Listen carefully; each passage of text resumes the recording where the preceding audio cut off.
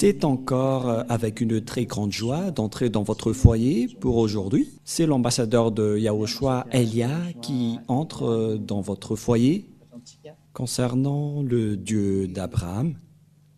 Est-ce qu'il est vraiment avec le Coran des musulmans ou bien avec le Sefer Torah juif? C'est ce que nous allons voir car nous irons au ciel des cieux chez le Dieu d'Abraham, celui qui a créé tous ces univers.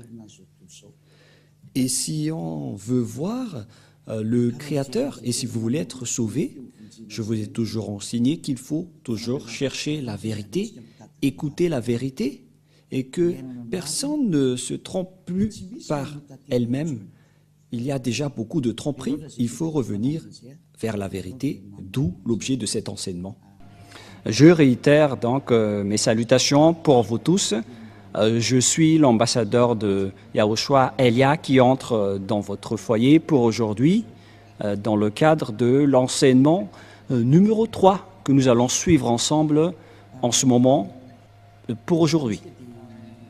Tout de suite, nous allons regarder dans ce cas où se trouve vraiment la vérité concernant ce Dieu d'Abraham, car il y a deux livres que nous voyons en ce moment. Et ces deux livres disent chacun et parlent chacun du Dieu d'Abraham, notamment le Sefer Torah juif qui est déjà très ancien et le livre du Coran qui est plus récent. Chacun de ces livres parle de ce Dieu. Et la question qui se pose, lequel de ces deux livres doit-on suivre? Car ils ont chacun leur version. Et bien évidemment, nous devons regarder et confirmer. Voilà la mission de Elia, c'est pourquoi il a été envoyé. Celui qui s'est déjà apparu auparavant concernant la vérité du Père Yahva, qu'on doit faire connaître. Quel chemin vous devez suivre? Car il y a deux versions de paroles maintenant qui parlent chacune du Dieu d'Abraham.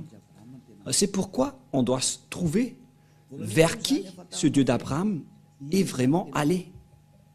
Premièrement, lequel dit la vérité? Où trouve-t-on la vérité? Et nous devons toujours regarder à partir de la Sainte Écriture et à partir des réalités, d'après la réalité, dans le livre juif qui a raconté l'histoire d'Abraham, c'était depuis moins 2000. Voilà le Sefer Torah. Et si le livre juif qui existait déjà vers moins 2000 et qui a été rajouté par Moshe vers moins 1500, et puisque les dates sont déjà très anciennes, c'est difficile de donner une précision, mais on parle juste aux environs. On a dit que c'était vers 1800 que Abraham existait et Moshe en moins 1300. Et bien évidemment, donc, d'après ce livre, ils existaient déjà à l'époque ancienne. Et puisqu'ils existaient à l'époque ancienne, donc il n'y a pas de personne qui est plus ancien qu'eux. Ils sont les plus anciens. Donc, le livre juif qui est le plus ancien veut dire que la vérité se trouve dans les anciens.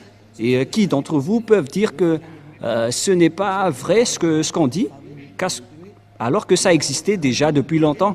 C'est pourquoi j'ai dit dans le deuxième enseignement que je vous ai déjà enseigné, en disant que les gens ont profité sans raison la colère du Père Yahva envers les Israéliens. Et lorsque le Père Yahva n'était plus avec les Israéliens, les gens ont profité de changer son nom. C'est-à-dire que tous les humains ont rendu en colère ce Père Yahva. Et bien évidemment, ce Père Yahva a déjà précisé que on ne donne pas ma gloire aux autres et on ne souille pas mon nom. Et il n'acceptera jamais cette situation. Et c'est pourquoi Elia est venu pour confirmer cette parole, pour faire connaître cette parole, en disant que le Père Yahva n'acceptera jamais cette situation. Quoi que vous fassiez, quoi que vous disiez, le Père Yahva n'acceptera jamais cette image. C'est à cause de cette image qu'il a anéanti les Israéliens. Et si ce blasphème de son nom et revient toujours, et ça ne va plus être une grande punition, mais ça va être de l'anéantissement pour ceux qui l'ont blasphémé, car il a déjà exprimé la parole comme quoi on ne suit pas mon nom et on ne donne point ma gloire aux autres. Et si c'est Yahva, son nom, donc on ne doit plus le changer. Et où va-t-on trouver l'original? On doit regarder le Sefer Torah juif, car c'est là-dedans qu'on a trouvé son nom. Et celui qui prononce ce nom comme l'ambassadeur de Yahushua, Elia, qui représente le Dieu Yahva sur votre planète Terre. Il dit que ceux qui sont avec ce Dieu prêché par Elia sont ôtés du péché, qui ne pêchent point et qui deviennent des hommes parfaits. Et voilà l'objectif de ce vrai Dieu pour transformer une personne en une personne parfaite qui ne pêche point et qui ne fait plus aucun mal. Et voilà l'objectif, car on voit bien qu'il n'écoute jamais les pécheurs. Voilà de un. Mais je vais encore prouver à partir de la Sainte Écriture pour dire qu'il y a une ligne directive qui confirme cette situation. Et c'est pourquoi on prouve que ce Dieu est vrai, car son objectif, c'est de rendre une personne parfaite dans toute sa perfection. On parle d'une personne parfaite avec aucun problème, avec sa sainteté. Il s'agit d'une personne sainte, vraie et parfaite. Voilà l'objectif de ce Dieu d'Abraham, car c'est cette situation qu'il a rendue en guerre et en colère avec les gens. Et donc, si vous voulez le suivre, donc vous devez être parfaite. C'est une remarque qui est très logique. Et parce que si vous avez envie d'être parfaite, et tout le monde a envie de cela, ce n'est pas encore une réflexion, mais ça existe déjà sur votre planète Terre, les personnes qui ne pêchent point. Et c'est Elia que vous voyez en ce moment qui est le premier parmi cette personne. Et ceux qui ont suivi Elia ont vraiment été ôtés du péché et ne pêchent point. Et tous les habitants de la terre reconnaissent cela en ce moment. Ce n'est pas un jeu ou une blague, mais c'est le fait de montrer le grand amour du Père Yahva. Cette parole est bien claire et cette image est aussi bien claire. Qu'est-ce que nous voulons vous faire passer en tant que message à ce sujet-là? Et donc, nous devons toujours suivre les images et vous faire connaître ce que vous devez faire. Et donc, si on va regarder le livre d'Islam ou bien le Coran qui n'existait qu'à partir de l'année plus 600, c'était tardivement que ça a été existé. Et bien évidemment, si ce livre est arrivé récent, c'est-à-dire qu'il est arrivé trop tard. Et donc, s'il y a quelque chose qui est dit à propos de ce Dieu d'Abraham, bien évidemment, nous devons rectifier toujours que c'est l'original qu'on doit se référer. Alors que, en plus de ça, ceux qui sont avec ce Dieu d'Abraham, qui a envoyé le dernier prophète, alors que le Père Yahva a dit que vous devez écouter les prophètes israéliens selon le Père Yahva dans le livre du Deutéronome 18:15. Voilà ce qui est dit. Vous devez écouter les prophètes israéliens. Nous allons aborder tous ces sujets avant de suivre la vérité. Nous allons voir dans le livre de Deutéronome 18:15, dans la Sainte Écriture juive que nous allons regarder. Si vous avez remarqué, je n'ai pas encore sorti le Nouveau Testament jusque-là. On a toujours utilisé l'Ancien Testament pour vous prouver que personne ne peut contester ce Dieu d'Abraham qui était avec les Israéliens. Deutéronome 18:15. Voilà ce qui est stipulé dedans.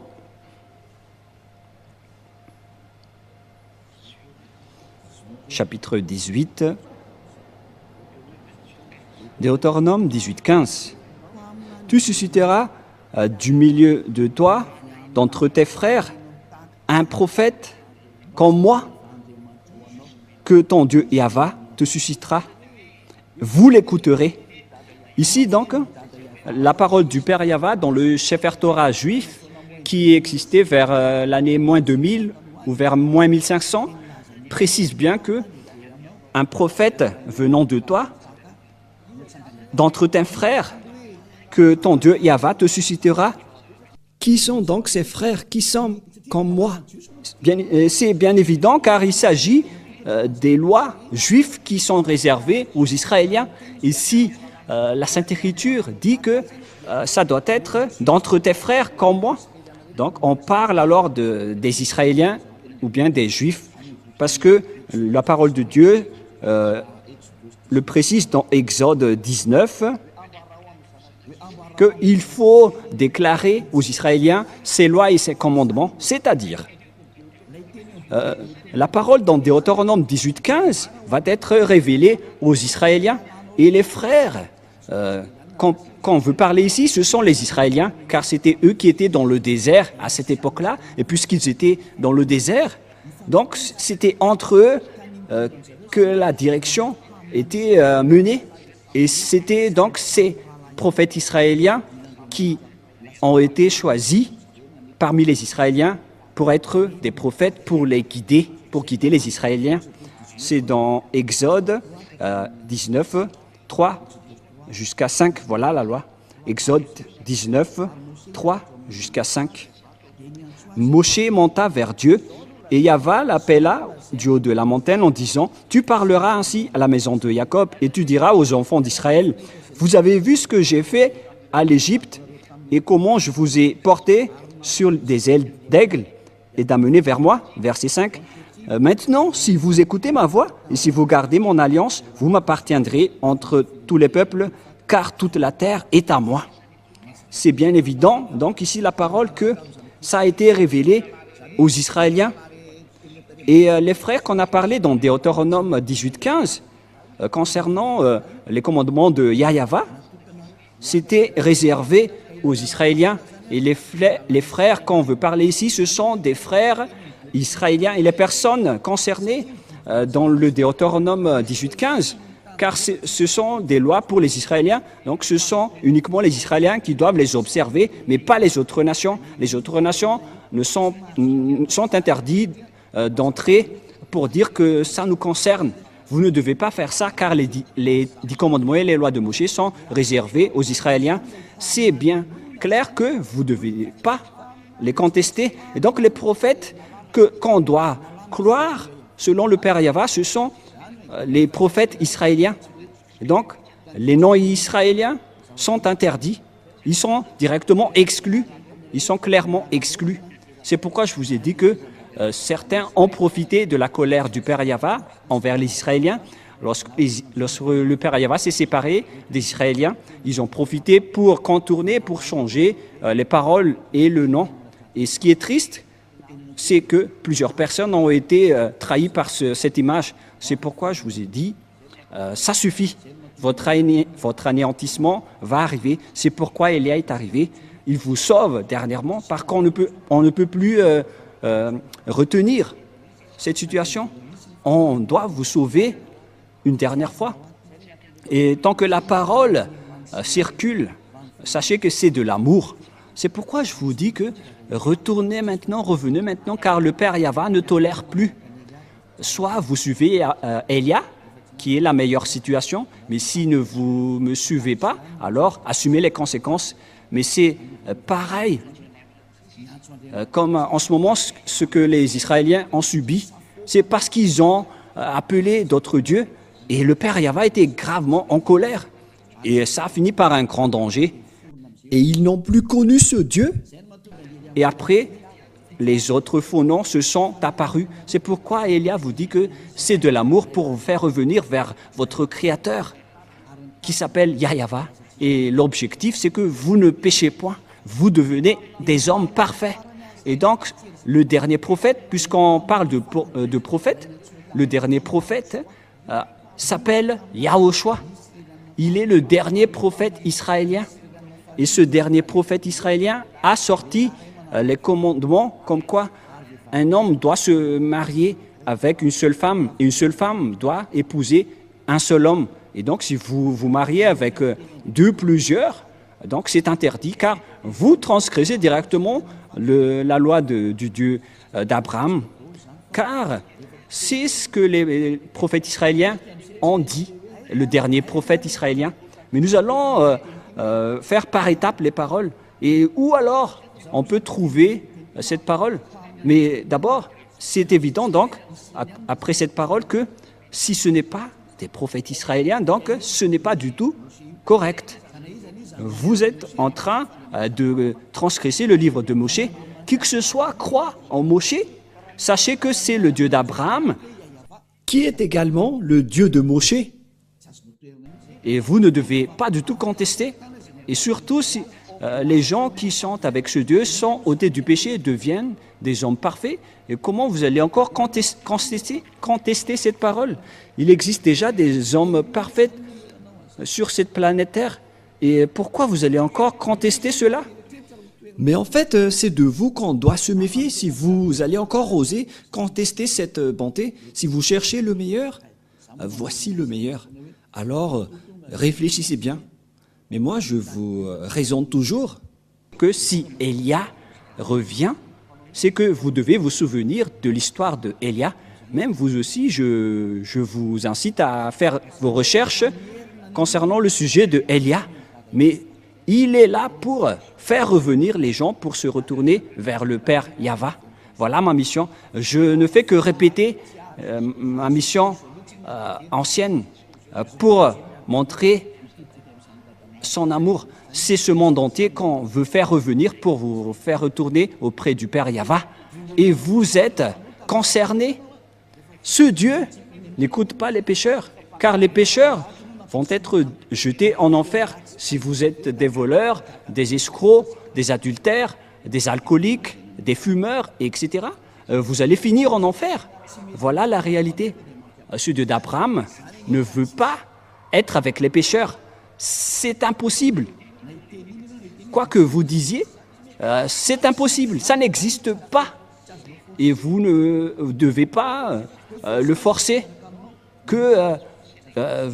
il doit être avec vous. Non, on ne doit pas le forcer.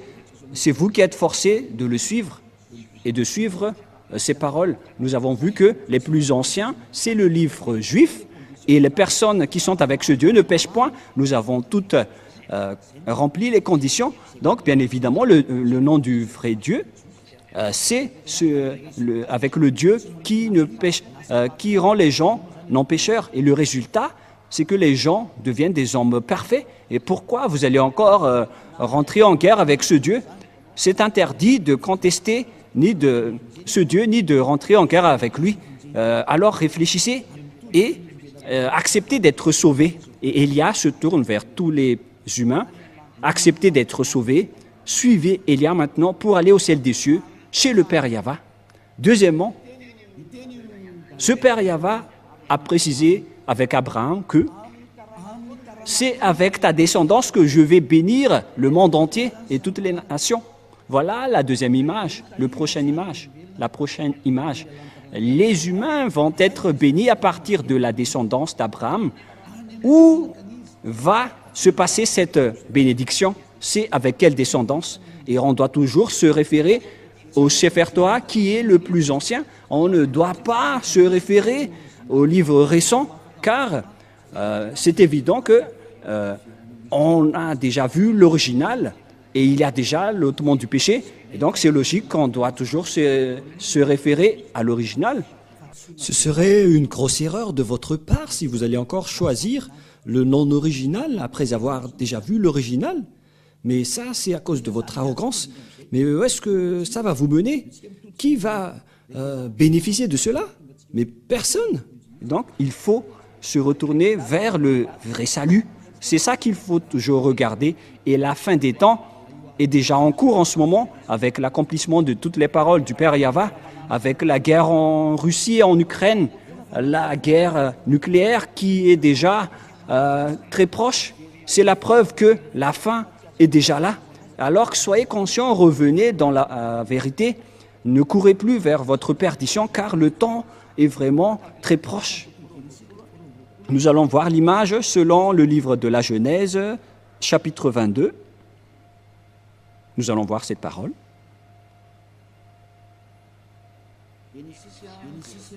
Genèse, nous allons voir un peu, chapitre 22, verset 18. Genèse, chapitre 22, verset 18. Voilà ce qui est dit. Ah, j'ai ouvert l'Exode. Il s'agit du Genèse 22, 18. Allons-y. Toutes les nations de la terre seront bénies en ta prospérité parce que tu as obéi à ma voix. Il existe donc une bénédiction pour toutes les nations à partir de la descendance d'Abraham, que ça existe. Et où est allée donc cette bénédiction pour toutes les nations? Et bien évidemment, car il existait déjà la parole que Dieu a fait en accord, en disant que cette descendance d'Abraham va être esclave pendant plus de 400 ans. Les Israéliens vont être rendus en esclaves pendant 400 ans dans la terre de dans la maison et la terre de leur servitude.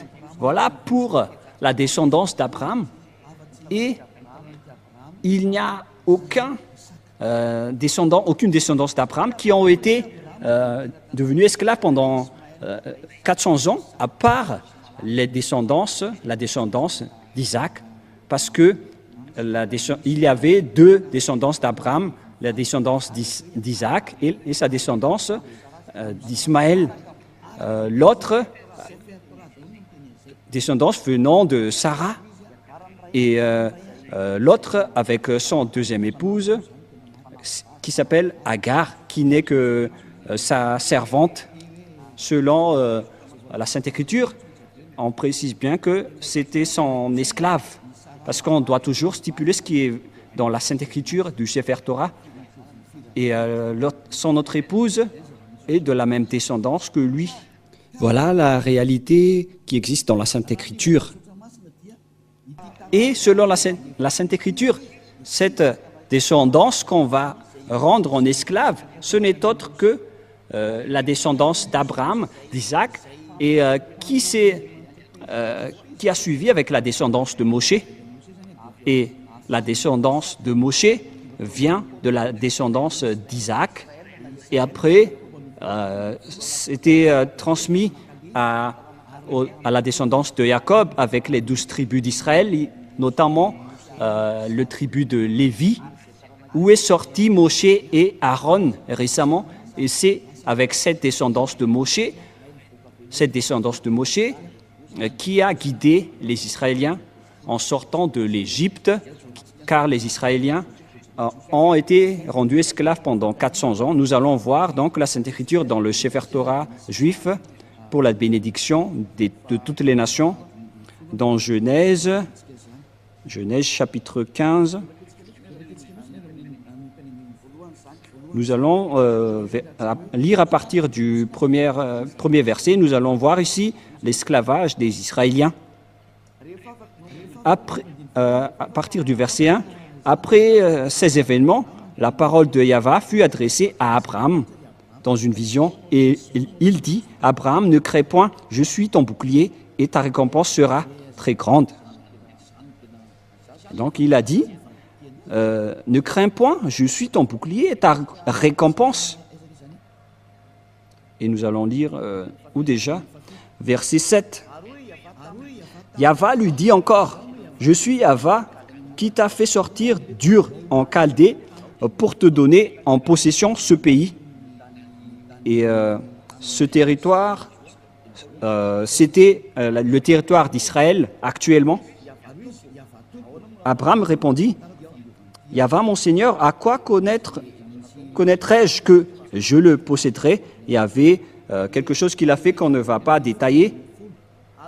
mais tout de suite dans le verset 13. Et Yahva dit à Abraham, « Sache que tes descendants seront étrangers dans un pays qui ne serait point à eux, et ils y seront asservis, et on les opprimera pendant 400 ans. » Voilà.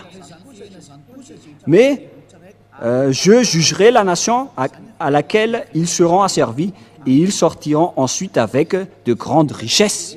Voilà.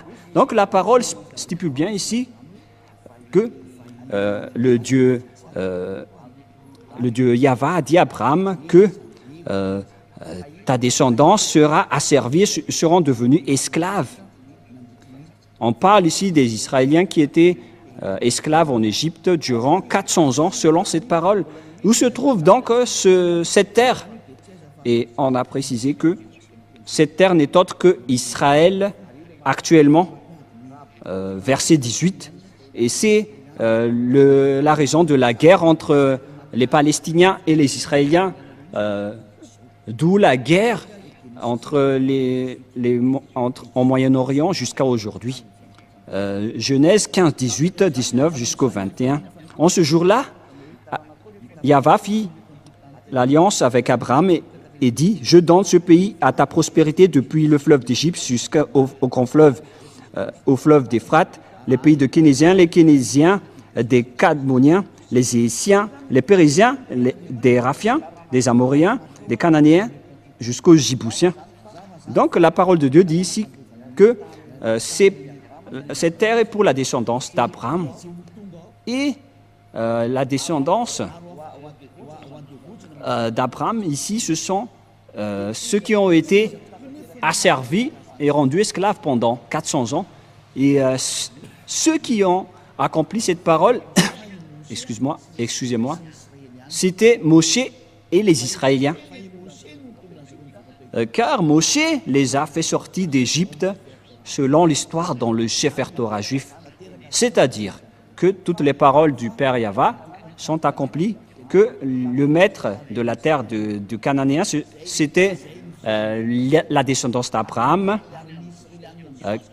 c'est-à-dire la descendance de Moshe.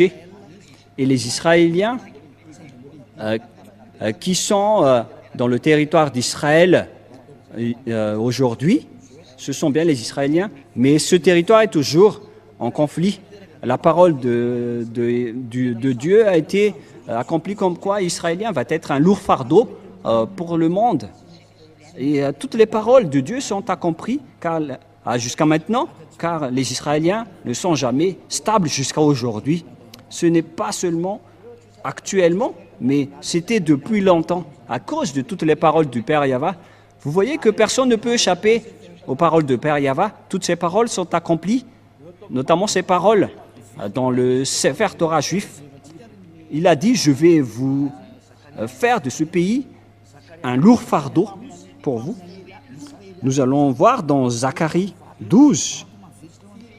C'est un prophète israélien que les Israéliens va être un lourd fardeau, une pierre pesante pour toutes les nations qui vont les soutenir.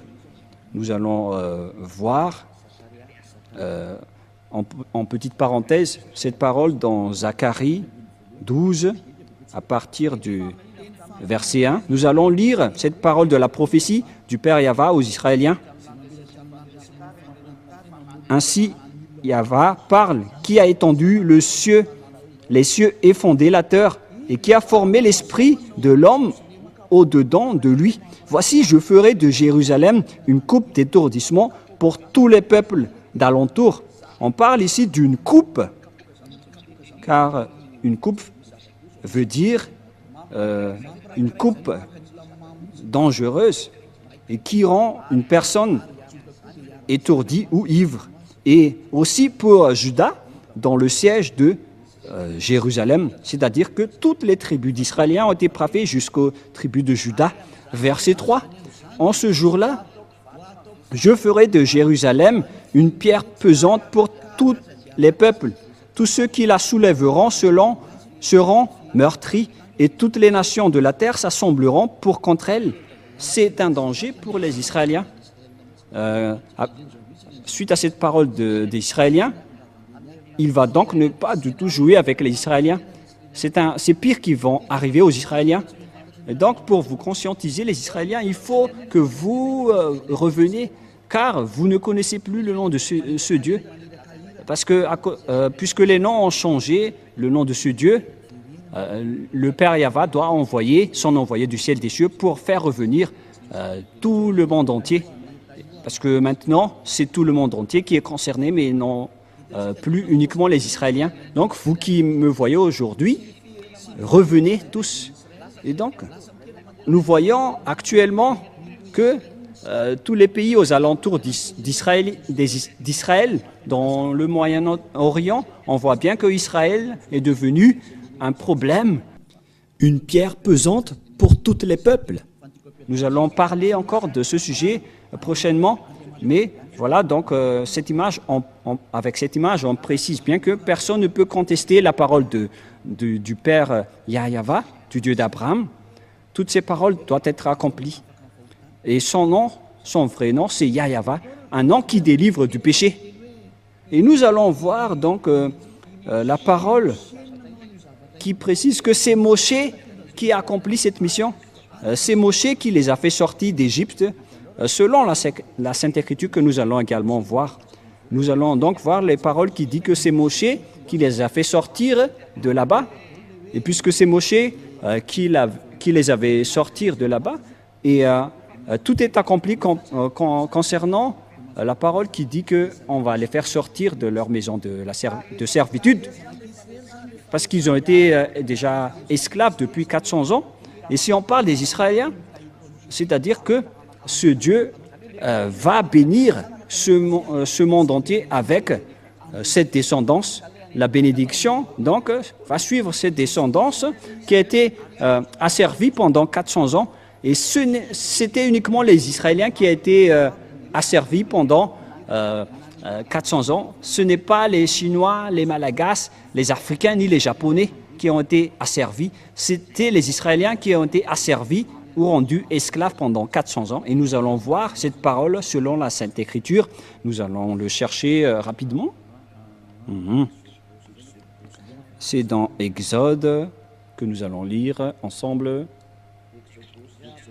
Exode, chapitre 4, verset 19 jusqu'au verset 23. Exode 4. Exode 4, verset 19 jusqu'au verset 23. Nous allons aussi donc voir ici qui était vraiment asservi en Égypte. Et après, Moshe est entré en scène pour les sauver selon l'ordre du Père Yahva. Exode 4, 19 et 3. Yahva dit à Moshe en Médian, va, retourne en Égypte, parce qu'il n'était plus en Égypte à ce moment-là, car il a fui les Égyptiens et il s'est enfui vers le territoire de Madian. Va, retourne en Égypte, car tous ceux qui en voulaient à ta vie sont morts, car il a été persécuté par les Égyptiens. Moshe a pris sa femme et ses fils, les fit monter sur des ânes et retourna dans le pays d'Égypte, et il prit dans sa main la verge de Dieu. Il a pris une verge dans sa main avec laquelle il a fait des miracles venant de Dieu. Voilà, verset 21. Yahva dit à Moshe, en partant pour retourner en Égypte, vois tous les prodiges que je mets en ta main, tu les feras devant Pharaon, et moi j'endurcirai son cœur, et il ne laisserait point d'aller le peuple. Tu diras à Pharaon, ainsi parle Yahva, Israël est mon fils aîné, mon premier-né. Je dis, laisse aller mon fils pour qu'il me serve. Si tu refuses de le laisser aller, voici je ferai périr ton fils, ton premier-né. Voilà, donc ici, la parole précise bien que c'est Moshe qui a été envoyé pour faire sortir les Israéliens depuis l'Égypte. C'est confirmé alors que c'était eux qui ont été asservis en esclaves pendant 400 ans. Et donc, la descendance qui peut porter cette bénédiction de Dieu, selon le livre du Sefer Torah juif, qui est l'original, c'est la descendance d'Abraham, la descendance de Moshe. Et si vous croyez au Moshe, donc vous devez croire à cela, vous ne devez rien contester, puisque Moshe et Abraham ont appelé un seul Dieu, donc vous ne devez rien contester. Si vous niez Moshe, donc vous devez nier Abraham également, alors que personne ne peut nier Abraham. Et nous allons aussi voir la suite de cette parole, selon toujours le livre de Exode, versets 1 et 2. Exode chapitre 5, versets 1 et 2. Allons-y, nous allons lire. Moshe et Aaron se rendirent ensuite auprès de Pharaon et lui dirent « Ainsi parle Yahva, le Dieu d'Israël. Laisse aller mon peuple pour qu'il célèbre au désert une fête en mon honneur. » C'est Moshe donc qui vont les faire sortir vers le désert. Pharaon répondit « Qui est Yahva pour que j'obéisse à sa voix en laissant aller Israël? Je ne connais point Yahva, je ne laisserai point aller Israël. » Voilà. Ils dirent « Le Dieu des Hébreux nous est apparu. Permets-nous de le faire 3 journées de marche dans le désert pour offrir des sacrifices à Yahva, afin qu'il ne nous frappe pas de la peste ou de l'épée. » Et le roi d'Égypte leur dit « Moshe et Aaron, pourquoi détournez-vous le peuple de son ouvrage? Allez à vos travaux. » Et ici, voici, ce peuple est maintenant nombreux dans le pays, et vous lui feriez interrompre ses travaux. Donc Moshe n'a pas du tout accepté ici, et la guerre a été déclarée. Ils ont montré leur autorité et leur puissance. La puissance de Moshe, c'est d'affronter avec la puissance du Pharaon, qui n'a jamais défié l'autorité de Moshe, car c'est ce Dieu qui a créé le ciel des cieux, la terre et tout le reste. Comment contester ce Dieu qui a aujourd'hui envoyé Élia? C'est ce Dieu qui a discuté avec Abraham et avec Moshe. C'est ce Dieu qui a envoyé Élia pour que les gens ne pêchent point, car c'est ce Dieu qui n'aime pas les péchés, et il tient sa parole, et on ne joue pas avec ce Dieu d'Abraham, c'est évident. C'est pourquoi le salut est arrivé pour nous. Alors sachez, écoutez, car la fin est là, que chacun sauve sa peau. N'acceptez plus les autres, regardez la vérité, car l'objectif, c'est d'être parfait. Si vous n'êtes pas parfait, vous n'irez jamais au ciel des cieux, car ce Dieu d'Abraham est un Dieu très saint. Il est le propriétaire de là-bas. Et si vous êtes pécheur, n'espérez pas du tout aller là-bas. Vous avez été trompé, car ce Dieu est un Dieu très saint. Et donc, si vous voulez le suivre, vous devez être ôté du péché. Aucune personne, ni aucun Dieu n'a jamais arrivé à délivrer du péché sur cette planète Terre. C'est lui seulement qui a réussi cela. Il est arrivé aujourd'hui pour vous sauver. Alors, sachez écouter la parole. Voilà donc la parole à ce sujet. Nous allons voir, est-ce que cette parole a été réelle ou pas? C'est bien, ça a été accompli. Et nous allons voir encore dans Exode chapitre 12. Nous allons voir dans Exode 12, où se trouve cette parole déjà.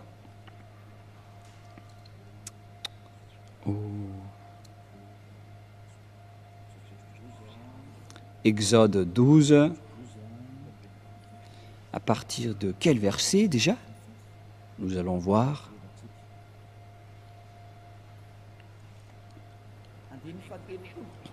À partir du verset 30, nous allons lire Exode 12, verset 30.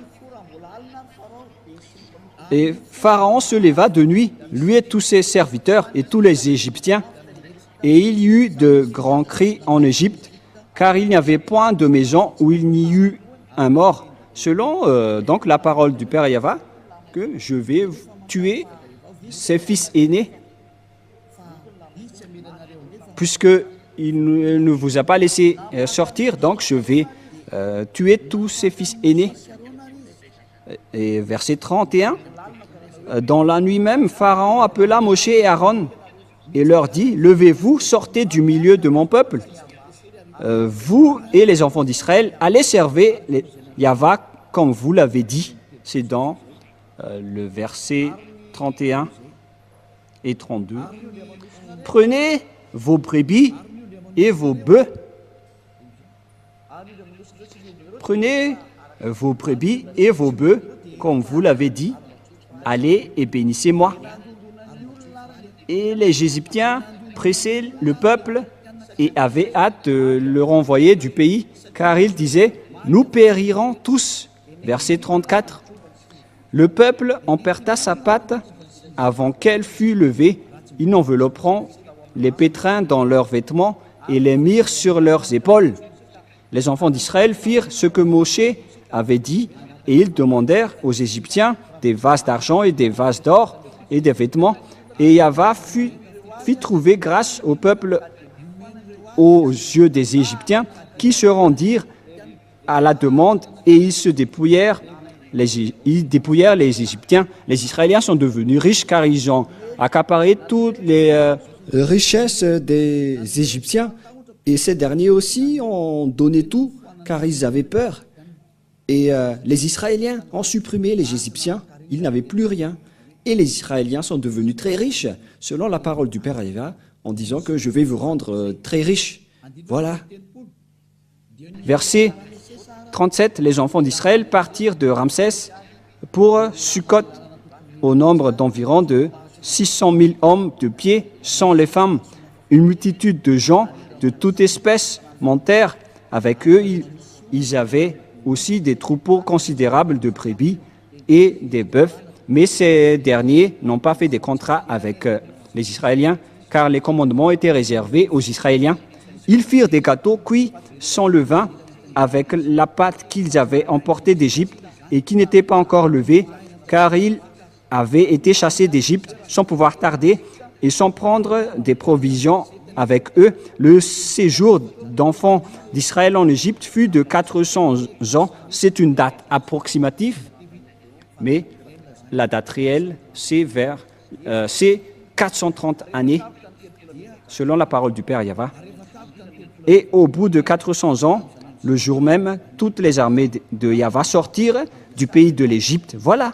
Donc, c'est évident que d'après cette image, on précise bien que c'était vraiment les Israéliens qui ont été asservis en esclaves en Égypte. Et c'était Moshe qui les ont guidés. Et le prophète qui les ont guidés, c'est un prophète israélien. Et donc, si ce n'est pas un prophète israélien, donc ça nie la parole du Père Yahvé qui délivre du péché.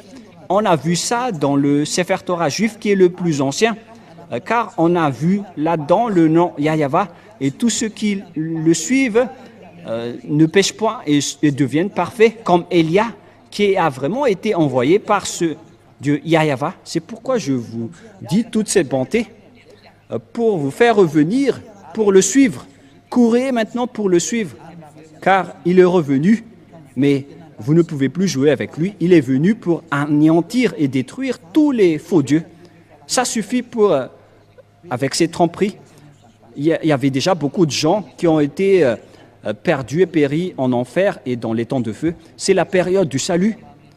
Alors n'acceptez plus les choses bizarres, car Élia est en train de vous donner toutes les preuves. On vous a prouvé le vrai livre qu'on peut trouver, ce Dieu d'Abraham. C'est le Sefer Torah juif. Mais tout le reste ne sont pas du tout fondés. Ils ne disent pas la vérité. Pourquoi? Car les conditions que je vous avais dit ne sont pas dedans. Notamment les descendants qui ont été asservis pendant 400 ans, c'était les Israéliens. Et les prophètes doivent être des prophètes israéliens. Et les descendants qui vont hériter de la terre des Cananéens, c'était également les Israéliens qui sont encore là jusqu'à maintenant. C'est bien évident, alors qu'on ne peut rien contester à ces paroles. Le Dieu d'Abraham, c'est Yahvé qui est le vrai Dieu. Et c'est stipulé dans le Sefer Torah juif. Et là est arrivé pour vous dire de suivre cette parole. Mais ce qui est triste, c'est que ce sont les Israéliens qui sont les propriétaires de cette parole, qui ont osé piétiner cette parole du Père Yahva. C'est pourquoi on les a exclus. Et jusqu'à maintenant, ils n'ont plus la force de tenir cette parole. Dieu les a abandonnés. Et c'est pourquoi on a envoyé Élia pour faire revenir tout le monde, pour dire que le Dieu d'Abraham, Yahva, est immortel. Et sa parole aussi est immortelle. Et le moment est revenu, est arrivé aujourd'hui pour faire revenir toutes les personnes auprès de ce Dieu, Père Yahva, et tous ceux qui sont avec lui sont ôtés du péché et deviennent des personnes parfaites.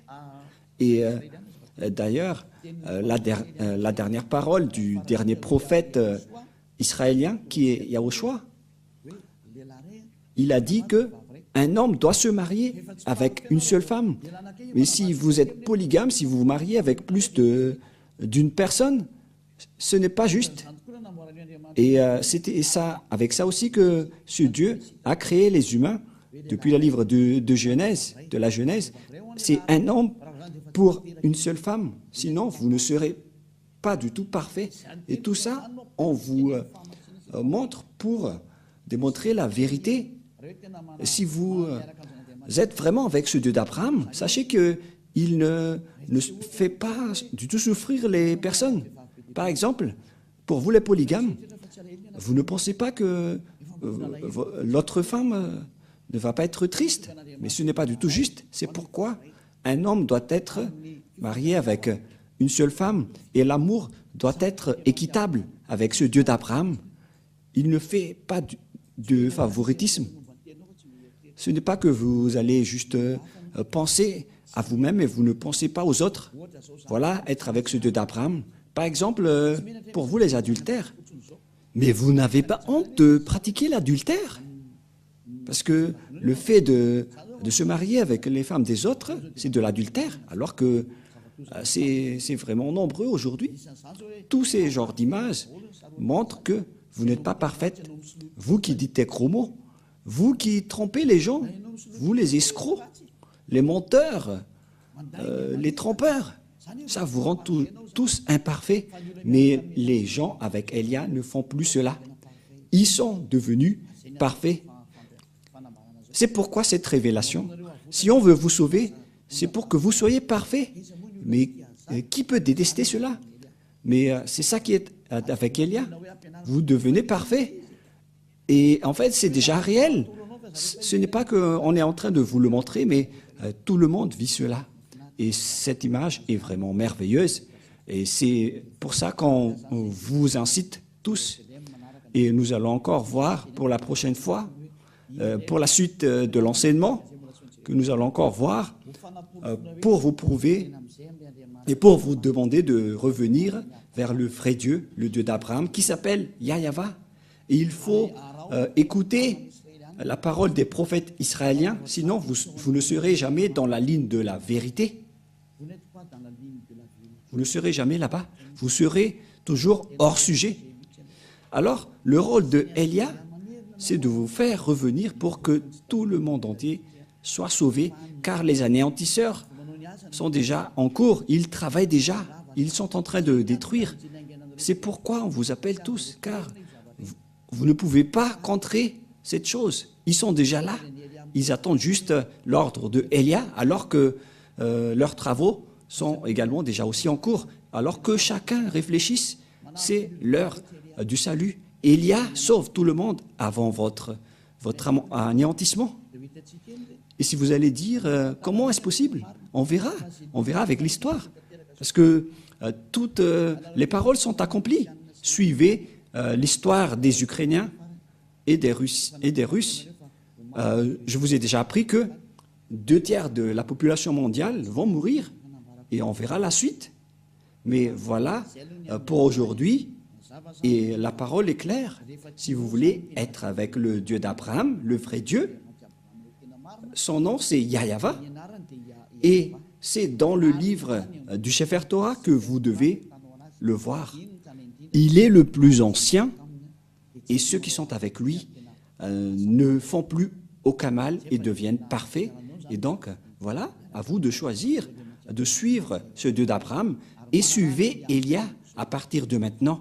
Élia est là pour vous sauver, pour vous porter secours, pour que vous deveniez des hommes parfaits et vous n'aurez plus rien à craindre concernant la vie éternelle, car c'est la vie éternelle, c'est d'aller vers le Dieu d'Abraham qui s'appelle Yahweh. Nous allons prier ensemble.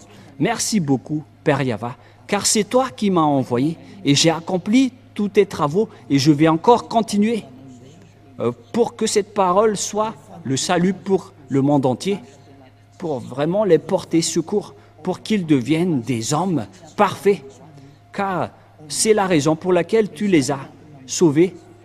C'est pourquoi tu as donné ta parole à Abraham pour que sa descendance va être la bénédiction pour toutes les nations, pour sauver tout le monde. Merci beaucoup, Père Yahweh, car ta parole est déjà en cours pour le salut, pour la délivrance, pour la libération des gens, pour qu'ils soient des hommes, des citoyens qui sont heureux, qui ont le bonheur quand ils sont avec toi.